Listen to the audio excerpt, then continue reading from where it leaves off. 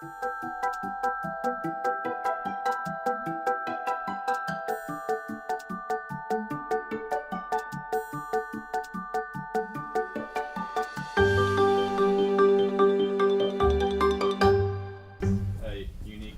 for a film. It all pretty much takes place in one spot. Can you talk a bit about the challenges? I mean, who was Tom Hardy acting against? Was there an actor in the car? Was it a recording? And also, as far as filming in a car, like how much of this was actually with a car going around streets versus set versus a stage maybe?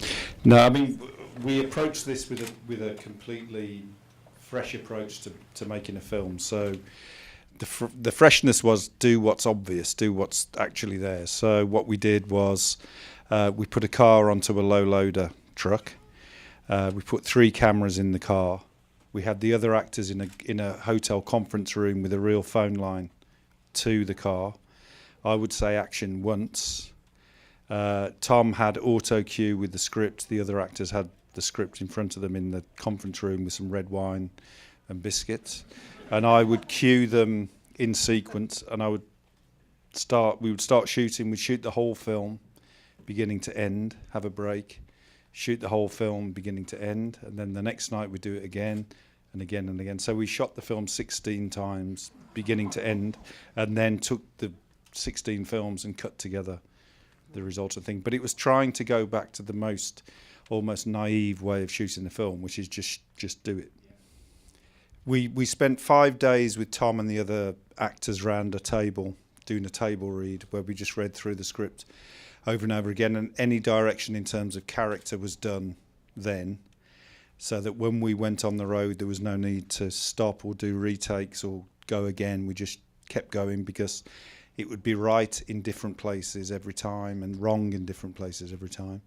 And then halfway through I wrote letters to the rest of the cast, offering alternative motivations, if you like, to get some variety. So that, for example, I wrote to Ruth Wilson, who plays Ivan's wife, suggesting that that she's wanted to get rid of him for a long time, that this is her chance.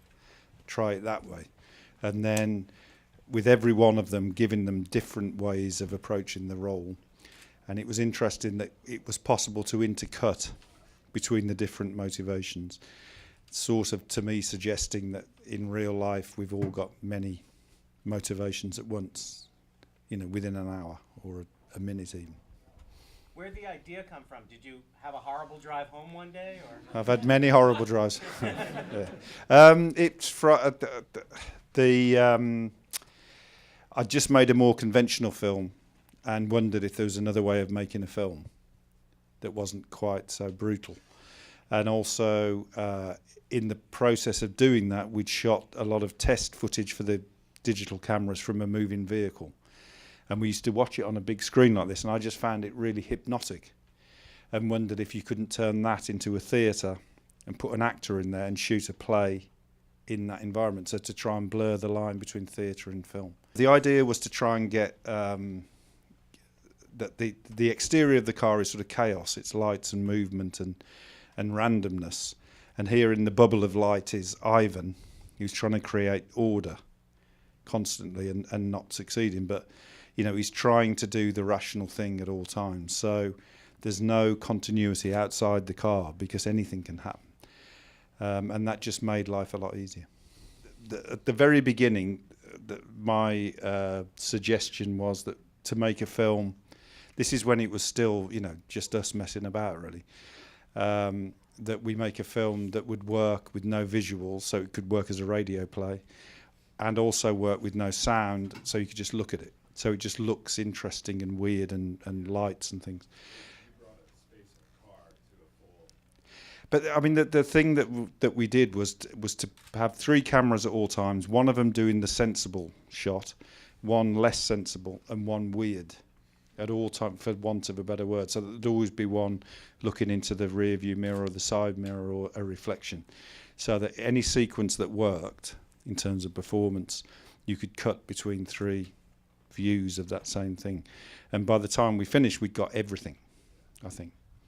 I don't know, I was looking for something that in a 90-minute journey, something's revealed that unravels everything, but also gives you happy and sad at the same time. And the birth is a gift for that, because it's construction, destruction, all the things at the same time. And it's also, you know, Locke is named with reference to John Locke, the philosopher, who was a rationalist, who believed that everything could be, who suggested that rationality and reason were solutions to the human condition, that you could apply it to everything. Whereas with Ivan Locke, the thing that he does that is irrational, the mistake, is the thing that at the end is the biggest construction. It's bigger than the building he makes. It's a baby. And he just does it without, you know what I mean? His whole life is devoted to doing things right. And the thing he does wrong results in this thing, this baby. So sort of in a roundabout way, that's what it's about.